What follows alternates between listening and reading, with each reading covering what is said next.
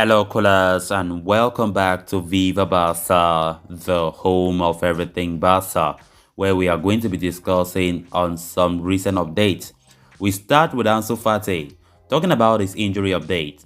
Barcelona have reportedly recommended a surgery for Fati, and if that happens, Fati could be out longer, and they are saying that maybe 3 months or more, because yesterday they spoke about 2 months, but Barca are recommending him to go for a surgery so that things will be better in the future. We are going to be discussing much on that as we progress. Then secondly, talking about this report claiming that Barcelona are looking to reinforce three positions this winter window through loan moves. We are going to be discussing much on that as well. So guys, as we get ready to discuss those stories in much detail, please make sure to subscribe to the channel. If you haven't subscribed, give this video a like and make sure to watch this video right up to the very end. Barça, Barça, Barça. As Barcelona made their second trip of the season to San Mamés, fans patiently awaited the return of some players from injury. Martin Braithwaite was playing his first game after 4 months, while Pedri made his first start after a long-term injury. All eyes were on Ansu Fati, who scored against Real Madrid a week ago, coming off the bench for the first time in 2 months.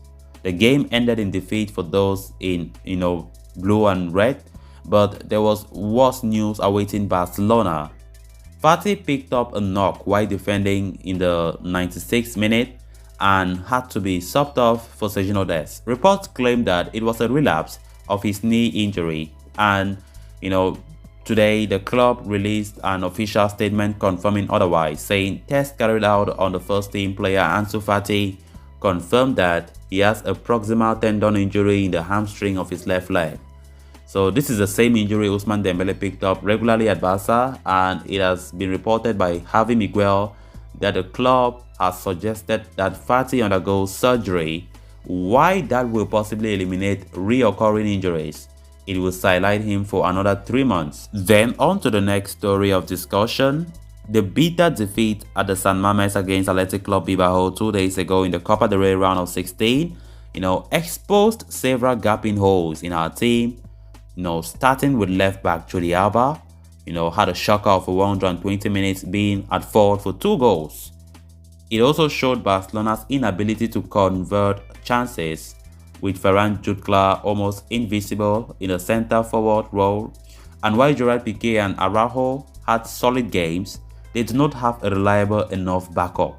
That's the problem. Sport claimed that Matteo Alemany is concerned that the club might not qualify for the Champions League next season and wants to reinforce their aforementioned 3 positions, the left back, the centre-forward and the centre-back, this January through loan deals. Barcelona currently sits 6th in the league table, a point shy of Champions League spots, but face tough competition from Real Sociedad, Atletico Madrid, Real Betis, Rayo Vallecano, Villarreal and Valencia, all of whom are separated by mere 8 points. With Barcelona knocked out of the Copa del Rey and Super Cup, Europa League is the only viable silverware they can lift this season. Not only does it bring in an influx of revenue, but it also pushes the winners directly into the Champions League. That will not happen without necessary upgrades in this transfer window though.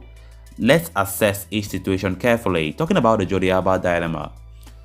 Barcelona have been in the market for years, searching for a player who would compete with Alba and eventually take over his starting role. Exceptional players like Alex Grimaldo, Marco Correa and Lucas Digne have all come and gone, while the Spaniard enters his 10th year in Barca.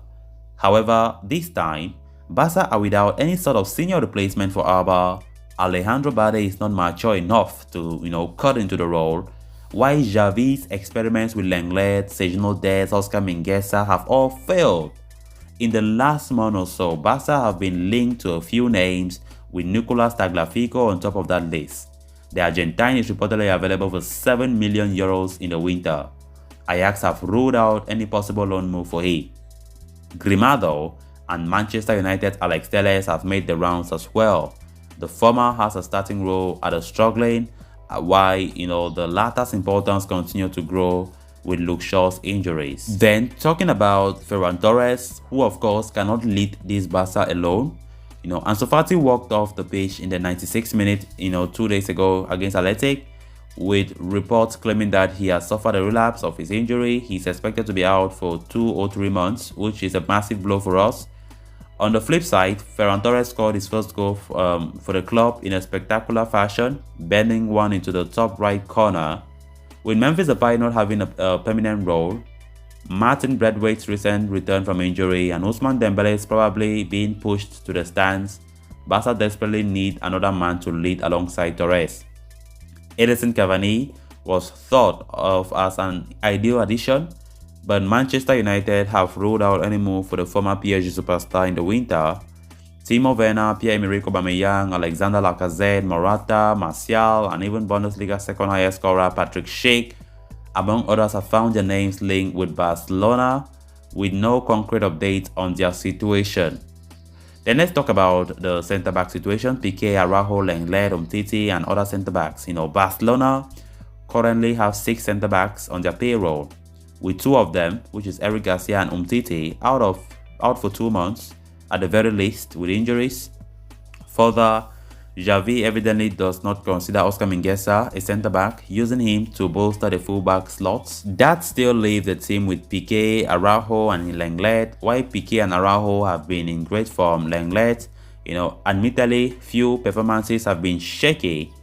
Thus, it is barely surprising why Alemany want another centre-back in the team. There's not a lot of players linked with a January move, but Barca could always pay a discounted price for the likes of Alessio Romagnoli or Matthias Gente, both of whom become free agents in June. So callers, with that we come to an end of this episode. Thanks a lot for watching. Hope you did enjoy the video, and also hope you did subscribe. If you haven't, please make sure to do so you always stay in touch with the latest on FC Barcelona here on Viva Barca. Until next time, bye bye.